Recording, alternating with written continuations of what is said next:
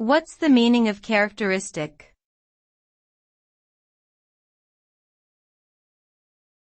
Characteristic.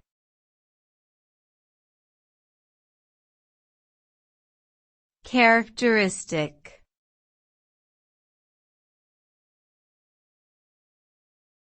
Characteristic.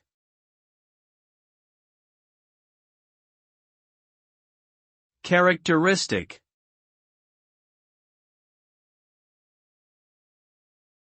The term characteristic refers to a distinguishing or unique feature or quality that is typical of something or someone. It could be a particular behavior, trait, or attribute that sets someone or something apart from others. Characteristics can be observed or measured and are often used to define or identify a person, group, or idea.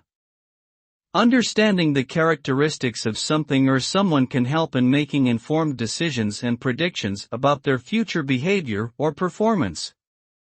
In short, characteristics are defining traits or qualities that make something or someone distinct.